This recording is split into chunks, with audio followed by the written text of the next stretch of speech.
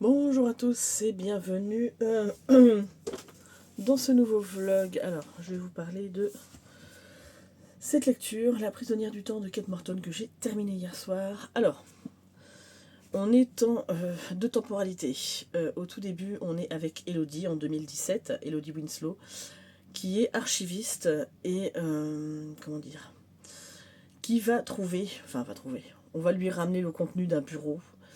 Et dans le carton, elle va trouver une sacoche avec un carnet de croquis et la photo d'une femme, voilà, qui est habillée en tenue victorienne, tout ça, enfin bref. Donc les croquis sont de Edward Radcliffe,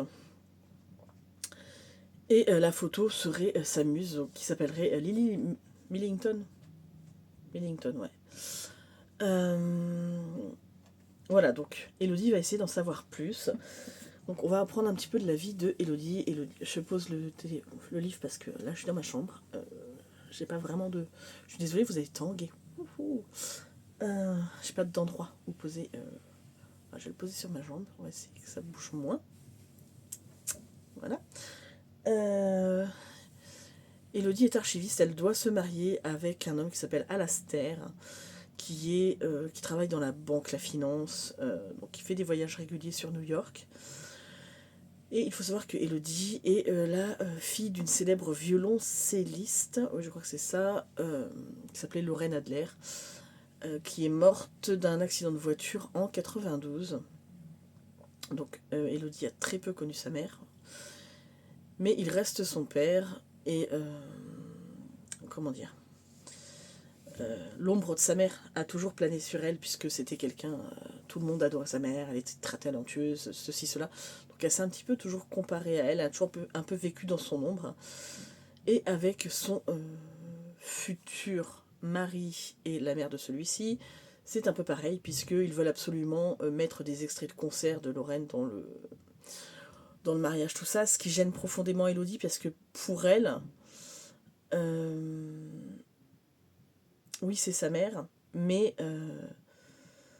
la mettre encore une fois en vedette, ça veut dire que lui voler sa place à elle. Voilà, alors c'est pas absolument pas méchant, hein, mais ça peut se comprendre. Je pense que les enfants d'artistes célèbres et tout ça ont toujours vécu dans l'ombre de leurs parents et veulent être reconnus pour eux-mêmes et pas pour leurs parents. Je pense, enfin voilà, c'est pas mon cas, mais je pense clairement. Donc elle va commencer à enquêter puisque elle a l'impression, euh, sur les croquis, de reconnaître une maison. C'est la maison dont, enfin, sa mère lui racontait l'histoire quand elle était petite. Voilà. Donc elle a l'impression de connaître la maison. Le portrait de la femme, c'est comme si elle y était rattachée en fait. Et parallèlement à ça, on va être en 1862, donc avec Edward Radcliffe, sa muse, donc Lily Millington, qui n'est pas son vrai nom, mais voilà. Francis Brown, qui est sa fiancée. Il y a sa petite sœur, Lucie, à Edward, voilà. Et plein d'autres personnes qui gravitent autour. Mais les personnes les plus importantes dans l'histoire sont Edward, Lily et Lucie. Voilà, donc on va suivre un petit peu ce qu'il se passe pour eux pendant ces années-là, dans la maison, cette fameuse maison en fait que Edouard a croqué dans ses dessins et qui rappelle tant de choses à Elodie. Donc elle va interroger son oncle euh, pour savoir un petit peu d'où vient ce conte que sa mère lui racontait, si la fameuse maison existe, et elle va se rendre sur place, puisque bon, c'est une maison qui existe effectivement. Elle va se rendre sur place, elle va faire la connaissance de Jack, un homme qui a été engagé par une femme, donc une femme âgée, pour retrouver le Radcliffe Blue, donc qui est un diamant bleu d'une extrême rareté, qui vaut un paquet de pognon et qui aurait été volé, euh, comment dire, euh, en 1862, justement pendant un été, par un homme et une femme, et donc Lily, voilà, aurait volé ce bijou. Sauf qu'en fait, ça va bien plus loin que ça. On va retracer le parcours de Lily, Edouard, ce qui leur est arrivé, Ce qui est arrivé à Lucie aussi, puisqu'après le décès de son frère, elle va récupérer la maison et en faire un pensionnat pour jeunes filles. Léonard qui va faire une biographie de Édouard bien des années après, donc en 1928 on va le retrouver, et en 1940 on va retrouver Juliette, donc qui est la grand-mère de Élodie dans cette fameuse maison. Donc en fait on va suivre en parallèle d'Élodie le parcours de ces personnes-là et de Lily, puisque Lily, voilà, est dans l'histoire, et le fantôme qui reste dans la maison. Voilà, donc on va avoir son point de vue, les différentes histoires qui se passent. Alors, j'ai beaucoup, beaucoup, beaucoup aimé ce roman. J'ai adoré la fin, vraiment, j'ai adoré la fin. Ce qu'il y a de bien, c'est que on ne nous fait pas passer Lily dans la lumière, hein, à un moment donné. Ce qui aurait pu, pour qu'elle retrouve Édouard, tout ça, ceci, cela. Donc, je peux pas vous raconter tout ce qui se passe. En fait, on suit ça. Il va y avoir en fait un meurtre, le vol du fameux, le vol ou pas, du fameux diamant. Et toute l'histoire va être basée sur un, comment dire, de faux faits en fait. Voilà. Personne n'a le fin mot de l'histoire, donc nous on va l'avoir forcément. Mais j'ai vraiment beaucoup aimé la façon dont ça se déroulait. Alors, c'est pas un roman avec des tonnes et des tonnes de rebondissements, c'est vraiment l'explication de ce qui s'est passé à cette époque-là, comment vivaient les gens pendant l'époque victorienne, comment ils s'en sortaient, qu'est-ce qui a amené Édouard et Lily à se rencontrer, qu'est-ce qui fait que Lucie, qui était beaucoup plus jeune que son frère, je crois qu'elle a 12 ans d'écart avec, admirait autant son frère, et pourquoi est-ce qu'elle a ouvert justement le pensionnat de jeunes filles, pourquoi Juliette, donc la grand-mère de Élodie, est arrivée dans cette maison. Enfin voilà, c'est vraiment un déroulé de comment les gens en sont arriver dans cette fameuse maison qui s'appelle Birchwood Manor. Et, et ce qui s'y est déroulé, et les faits, alors il y a des faits qui sont difficiles, hein, voilà, on va pas le cacher, puisqu'on parle de la Première Guerre mondiale, on parle de la Seconde Guerre mondiale. Euh, mais, mais ouais, c'est un plus un roman d'ambiance, d'histoire et de secrets de famille.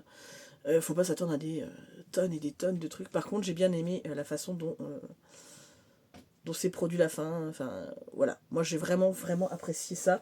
Si vous aimez l'ambiance victorienne, si vous aimez tout, je pense que vous pouvez vraiment, vraiment vous attacher au personnage et aimer cette histoire.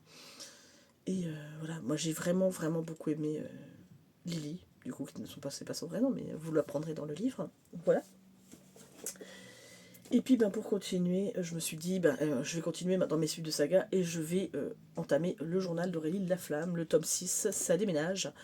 Donc là, on est avec Aurélie qui va emménager dans une nouvelle maison avec sa mère et le petit ami de celle-ci. Voilà. Donc j'ai à peine de commencer. Bon, après, ça reste toujours du Aurélie Laflamme, c'est toujours très drôle.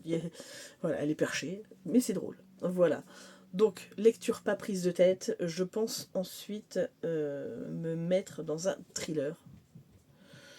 Et puis repartir sur la Moira, je pense, derrière. Et ensuite, je voudrais lire le dernier cycle aussi, je voudrais avancer. Enfin bref, je ne sais pas comment je vais goupiller tout ça, mais voilà, j'ai retrouvé un rythme de lecture qui est plutôt pas mal, donc je suis contente, même si j'ai plein de trucs à faire. Voilà. Mais bon, on va dire qu'on va y aller. Aujourd'hui, j'ai meilleur moral qu'hier. Voilà, il y a des jours avec et des jours sans. J'ai pas grand chose de plus à vous dire, donc je vais vous laisser là. Et puis, je vais aller prendre ma douche, mais ça, vous en avez absolument rien à carrer, et vous avez bien raison. Voilà, je vous fais de gros bisous, je vous reprends plus tard. Alors, je vous retrouve, on est lundi 19 janvier. Voilà, donc hier, bon, sans surprise, je l'ai lu dans la journée. J'ai terminé le journal d'Aurélie Laflamme. Comme d'habitude, j'adore. Voilà, ça me fait un peu le même effet que les filles au chocolat, alors même si on est très très éloigné des univers, hein, c'est pas du tout pareil. Mais j'aime pareil, en fait, j'aime autant. Euh, Aurélie, elle est tellement drôle. Il lui arrive toujours des trucs chelous. Euh, mais à chaque fois, voilà, je passe un excellent moment. Donc là, on est sur la fin de l'année scolaire elle va prendre 16 ans. Et elle va déménager pour vivre avec sa mère et son beau-père. Donc ça lui fait bizarre puisque elle quitte la maison qu'elle connaît depuis qu'elle est petite, dans laquelle elle vivait avec son père et sa mère. Mais depuis le décès de son père, c'était compliqué pour sa mère. Et depuis qu'elle a rencontré quelqu'un, voilà, forcément, au bout d'un moment, on quitte un peu les souvenirs. Et puis on crée quelque chose de nouveau, ce qui est normal. Et voilà, et Aurélie finit sa fin d'année scolaire. Elle part en camping. C'est tellement drôle. L'anecdote avec l'araignée, c'est tellement drôle. Voilà, il y a plein de trucs comme ça où voilà, c'est des histoires d'ados, mais c'est tellement, voilà, moi j'adore. Donc et puis elle se fait tout le temps des films dans sa tête et on dirait tellement moins parce que alors moi depuis que je suis gamine, je me fais des tonnes de films dans ma tête. Donc voilà. Bref, c'était formidable. J'ai très hâte de lire la suite, mais pour l'heure, j'ai commencé Leur trouble de Johan Théorin. Donc c'est les éditions France Loisirs. Donc on est en Suède. Oui, c'est ça, on est en Suède, au bord de la Baltique. Donc au tout début, le prologue, on est en 1972, si je ne dis pas de bêtises. À force, je ne sais plus, à force des dates. Oui, septembre 72. Donc il y a un petit garçon qui s'appelle Jens, je veux dire Jens, parce qu'en général le J se prononce Y. Enfin I quoi. On va dire que Jens, c'est un petit garçon qui profite de la sieste de sa maman et du fait que son papa n'est pas là. Ou de sa grand-mère, je ne sais plus. C'est sa maman ou sa grand-mère? Non, sa grand-mère qui dormait. Voilà, il était en vacances là-bas et il a profité qu'elle dormait et que son grand-père était absent pour aller se balader, sauf qu'il y a du brouillard et à un moment donné, il se perd et malheureusement, il va faire la rencontre d'un homme qui s'appelle Clinton.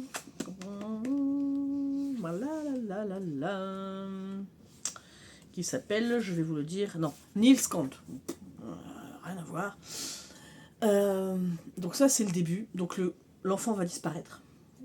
On ne va pas le retrouver et on va se retrouver ensuite en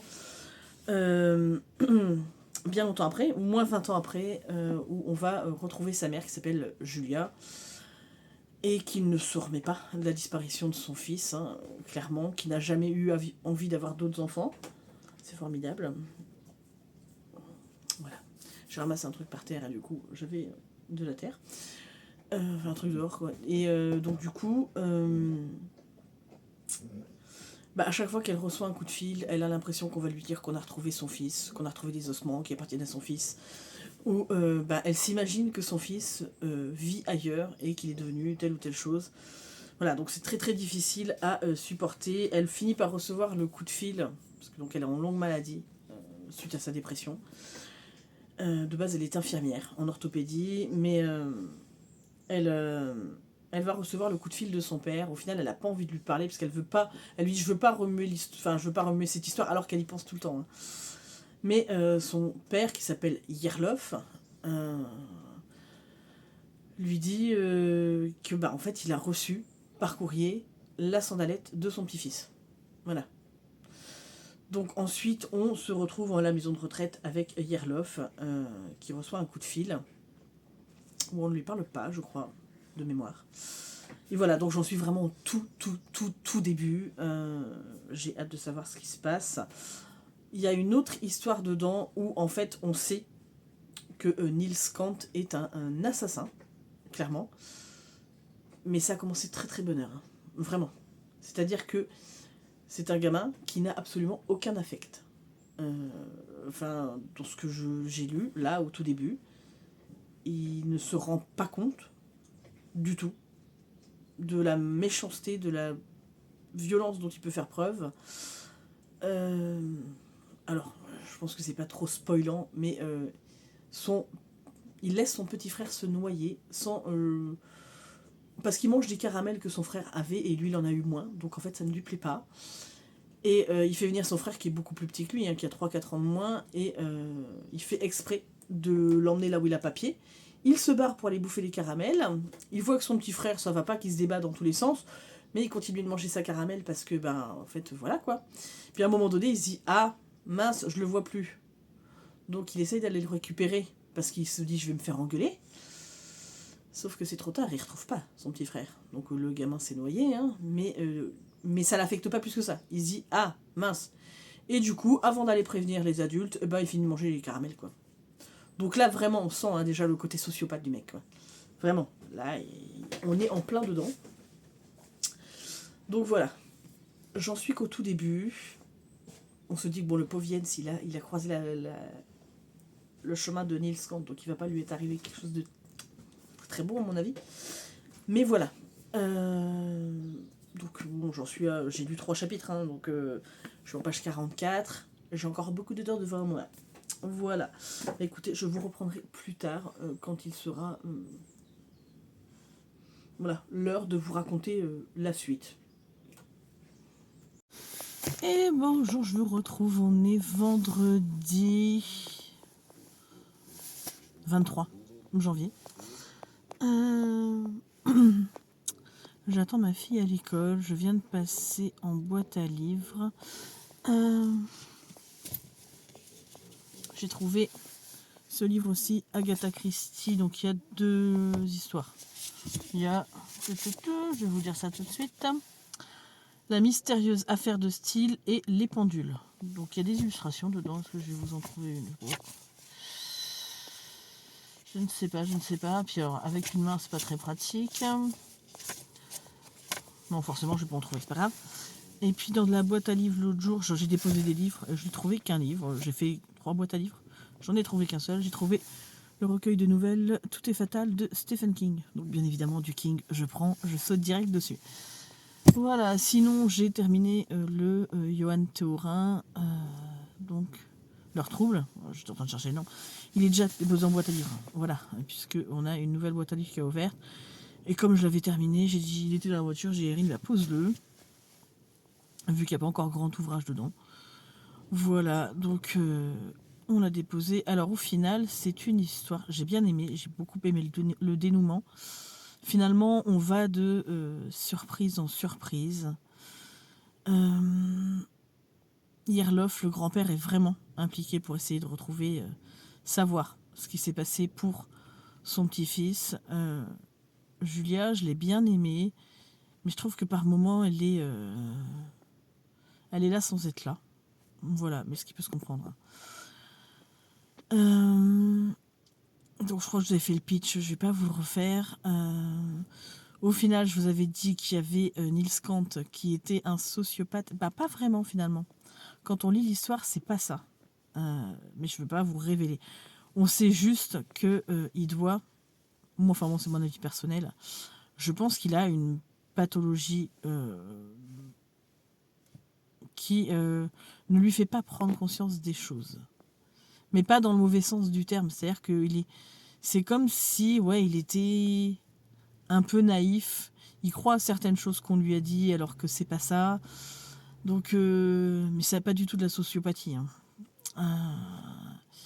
Puisqu'au final, il finit par être meurtrier sans vraiment le vouloir. Et pour son frère, en fait, il aurait eu envie de le sauver.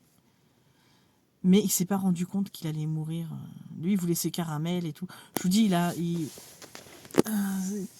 pas la notion du danger, des choses qui sont mal ou bien, mais pas de façon perverse, pour le coup.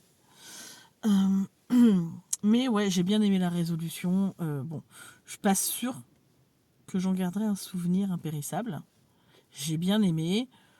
J'ai bien aimé le dénouement. Par moments, j'ai trouvé que c'était un peu long. Voilà. Mais je suis content de l'avoir lu. C'était une bonne lecture. Voilà. Donc du coup, dans le cadre du challenge de Adeline, j'ai commencé La bibliothèque des rêves secrets de Michiko Aoyama. Voilà, donc là c'est les éditions France Loisirs. Alors je suis deg parce que je suis rentrée c'est midi d'avoir mangé. Mon chien a voulu prendre un bout de pain qui était sur la table, il m'a dégueulassé mon livre, il n'avait pas de pleine de boue. Voilà, bref, c'est pas grave, celui-là de toute façon je le garde, mais ça n'empêche, ça m'a saoulé. Voilà, vive les animaux des fois. Donc on est avec en fait avec une bibliothécaire qui conseille des gens. Alors quand elle leur, enfin qui, comment dire, c'est plusieurs protagonistes, c'est plusieurs petites histoires en fait finalement, où en fait les gens arrivent dans cette bibliothèque en étant plus ou moins bien dans leur vie. Généralement c'est un peu, ils se posent beaucoup de questions et tout ça. Et quand ils vont demander conseil à Sayuri Komachi, et ben au final, elle leur conseille des livres qui, alors plusieurs le livres qui ont un rapport plus ou moins, et généralement un livre qui n'a absolument aucun rapport avec ce qu'ils avaient demandé, mais qui va leur changer leur façon de penser et les aiguiller vers des choses qui sont bonnes pour eux. Voilà, donc je vais pas beaucoup plus développer parce que bon c'est des petites histoires qui sont assez courtes. Mais ça se lit très bien. Ouais, ça se lit tout seul. Là, je suis déjà page 205, je crois qu'il y a 350 pages, donc ça va se lire. Je vais le finir dans la journée, je pense. Enfin bon, il est déjà 4h, 4h15, mais je pense que je vais le terminer dans la journée. Du coup, je vais y retourner. Voilà. Je reviendrai juste pour vous donner mon avis final. Voilà. Mais ouais, je suis contente de le lire. Lecture chill. Voilà. Tranquille. Pas prise de tête. Voilà. Bref, ça fait du bien. Donc, et j'aurai validé déjà le mois de janvier du Synesthesia Book Challenge. Voilà, ce qui est quand même très bien. Là, je vais aussi essayer ce week-end de faire la palle pour jusqu'à la folie de Vox Literaria. Et puis, mon bilan aussi de l'année 2025 qui a absolument pas été glorieux. Mais pas du tout, du tout, du tout. Mais vous aurez peut-être ces vidéos-là avant le vlog. C'est fort possible. Voilà, bref. Aujourd'hui, on a du vent. Il fait froid. Mais on a eu du soleil. Là, ça commence à se couvrir. Mais la journée, globalement, on a eu du soleil. On va pas se plaindre, mais je vais pas me plaindre par rapport aux gens en Bretagne qui, eux, subissent des intempéries et beaucoup de vent, beaucoup plus que nous. Voilà. Mais on va dire que c'est malheureusement chacun son tour. En ce moment, de toute façon, on entend que ça a des catastrophes. Donc, bref. Voilà, voilà. Bah écoutez, je vous reprendrai plus tard. Alors, je vous retrouve un bon moment après vous avoir pris. Donc la dernière fois que je vous avais pris, je lisais La bibliothèque des rêves secrets de Michiko Aoyama. J'ai vraiment beaucoup aimé cette lecture. Vraiment. Ce que j'ai bien aimé, c'est qu'après, il y a des interactions entre tous les personnages et tout ça qu'on n'avait pas forcément... Enfin, qu'on n'attendait pas forcément, en fait. Enfin, c'est pas à la fin, c'est au fur et à mesure de l'histoire qui se tisse, on se rend compte qu'il y a plein d'interactions. Telle personne va influer sur la vie de telle personne grâce à telle ou telle autre personne. Donc, non, j'ai trouvé ça vraiment, vraiment très bien. Petite lecture doudou, vraiment pas prise de tête. J'ai adoré. Donc, voilà. Donc, si vous aimez ce genre de lecture, voilà, les lectures asiatiques, où il se passe pas des milliards de trucs, c'est juste la vie de tous les jours, les gens qui se remettent en question et qui, qui des fois se posent beaucoup de questions. Alors moi je suis quelqu'un comme ça, en se disant, ouais, mais peut-être que... Mais forcément, par moments on n'ose pas, et puis on stagne, et on a l'impression de rien réussir. Hashtag ma life en ce moment. Voilà, bref, si vous êtes là-dedans, si vous aimez ce genre de trucs, ça peut que vous plaire. Voilà. Ensuite, dans la foulée, j'ai entamé et terminé, puisque là je vais vous parler de plein de livres que j'ai terminé et que j'ai déjà lu. Le Murmure des oubliés de Fatima Mézian, donc, qui a la chaîne Les Chroniques de Boucassine sur YouTube, donc spécialiste du true crime. C'est son premier roman, et là on va suivre Feriel, qui est une maman de 2 enfants. Elle est enceinte de...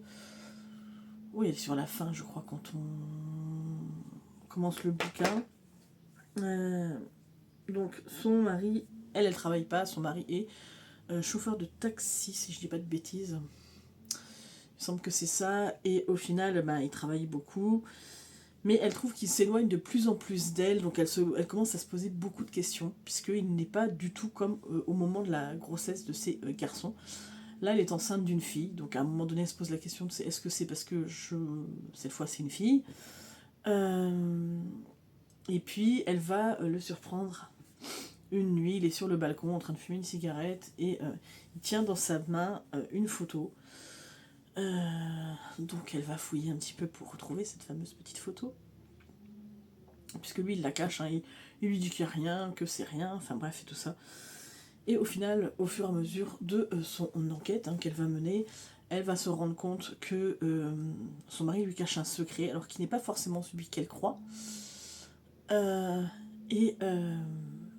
fil en aiguille, on va apprendre des choses sur la vie de son mari, sur sa famille, des choses qu'on ne soupçonnait pas. Et voilà, j'ai bien aimé. Alors, en fait, je suis volontiers évasive puisque c'est un très court roman. Oui, il fait 182 pages, donc c'est absolument pas pour spoiler parce que je ne veux pas, ça serait dommage parce que vraiment j'ai passé un très bon moment de lecture. Elle est en train de préparer une suite, alors est-ce qu'elle l'a terminée ou pas, je ne sais pas. Mais je lirai volontiers la suite puisque vraiment j'ai passé un bon moment avec ce bouquin et qui m'a donné très très envie de fortement puisque à la fin voilà, on a très envie d'avoir la suite. Ensuite j'ai enchaîné, j'avais très envie d'avancer dans mes lectures doudou, donc j'ai repris le journal d'Aurélie Laflamme, le tome 7, plein de secrets, donc de India Desjardins. On est chez Michel Lafon-Poche. Donc oui, je vous ai pas dit, mais Fatima Mézian, c'est un auto-édité que vous trouvez sur Amazon. Donc on est toujours avec cette jeune fille qui a 16 ans, à laquelle il arrive plein de trucs. Non mais vraiment, je vous jure, elle est impayable, vraiment. Elle se fait des films, mais des fois, j'ai des moments, je me suis bidonnée. Mais vraiment, en fait le problème c'est que je note pas parce que j'ai jamais de marque, de post-it à côté de moi, mais c'est tellement drôle, vraiment. Voilà. Je vais vous faire un extrait. Alors c'est pas forcément le plus drôle, mais elle est là. Donc il se passe un truc, voilà, et elle fait. Ce qu'aurait été ma vie si j'avais fait le tour du monde. Alors elle s'imagine. Tout aurait commencé par un simple voyage dans le sud avec ma mère après la mort de mon père. Nous aurions d'abord fait ça pour oublier, nous changer les idées, mais nous aurions découvert que voyager était tellement une seconde nature pour nous que nous aurions décidé de faire le tour du monde. Nous aurions constaté que la vie ne valait pas la peine d'être vécue si on ne voyait pas le monde dans toute sa splendeur. Ma matière préférée aurait été la géographie, contrairement à ma vraie vie où j'ai la note la plus épouvantable de toute l'histoire de ma scolarité dans cette matière. Et j'aurais sûrement voulu devenir océanographe. Ça sonne bien. Car au fil de nos voyages en mer, j'aurais développé une passion pour les écosystèmes marins, ce qui me laisse un peu de glace dans la vie réelle. Je serais également sûrement devenu un peu insupportable.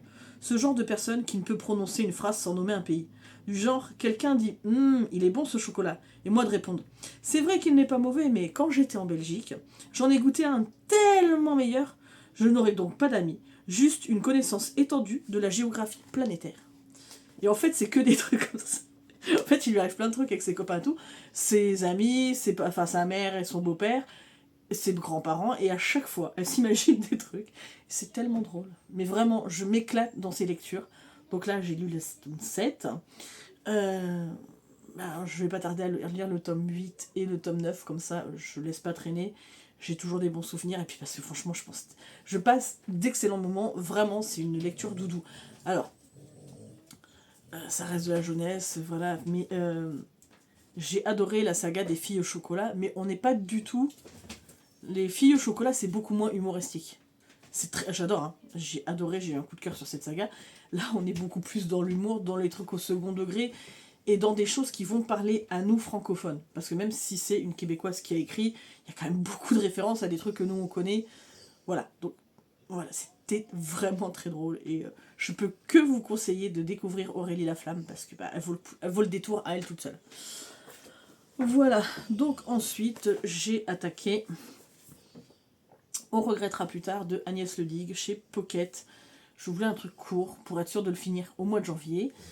Et en fait, on se trouve donc en plein été, enfin début d'été, au mois de juin.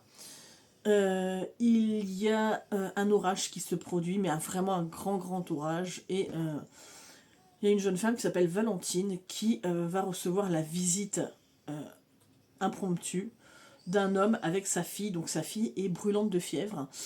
Il est trempé puisqu'il a, il a marché sous l'orage. En fait, ils vivent en roulotte. Et la roulotte avec l'orage a été éventrée. Enfin, vraiment, ils ont...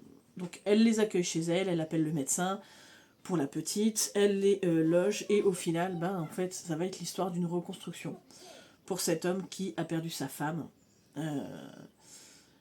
Pour une petite qui a toujours vécu sur les routes. Voilà, alors, je vous dis pas tout, pour comment il a perdu sa femme. Valentine, elle est toute seule parce que... on va avoir en parallèle, voilà.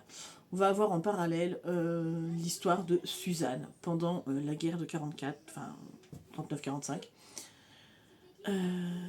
qui est enceinte et qui va se retrouver être torturée par la commandante Tour à côté de chez elle, puisque son mari est résistant et qu'en fait, ils essaient de savoir où est-ce qu'il est.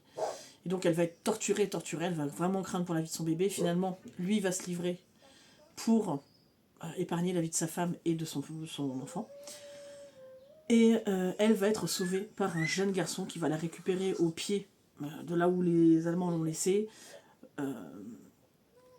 Au pied du bâtiment, les Allemands l'ont laissée. Et en fait, il va l'aider à passer en zone libre, je crois. Et pour qu'elle puisse accoucher de son enfant correctement et tout ça. Donc tout ça, c'est lié à Valentine. Voilà. Donc ce qui explique, parce que Valentine vit toute seule, elle est institutrice, elle adore son métier, son meilleur ami qui, dans la même école qu'elle, est instit aussi. Et au final, alors il n'y a absolument pas, il n'y a rien d'ambigu entre les deux, hein, ils sont meilleurs amis, il n'y a rien de plus. Hein. Et elle n'a jamais réussi à rester avec un homme. Elle se pose beaucoup de questions de savoir pourquoi est-ce qu'elle n'y arrive pas. Et en fait, ça va être la reconstruction de toutes ces personnes-là. Enfin, donc il y a des très beaux moments. J'ai eu vraiment des très bons moments. J'ai bien aimé ce bouquin. Il m'a manqué quelques petits trucs. J'aurais aimé avoir plus de détails sur la vie de Suzanne, pour le coup.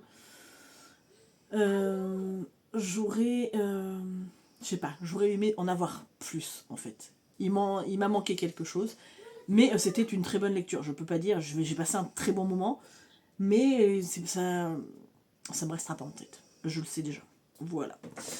Donc ça, c'est tout ce que j'avais lu. Donc je vais clôturer le vlog là, parce que sinon, il va durer 10 ans. Voilà. Je vais vous laisser là. Je suis claquée. Je vais aller prendre une douche.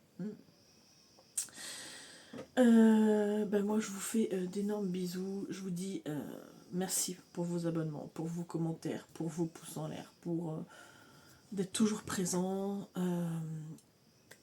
Vous imaginez pas à quel point ça me fait du bien en ce moment. Voilà, bref, je ne m'étends pas. Je vous fais d'énormes bisous et je vous dis à très vite pour une prochaine vidéo.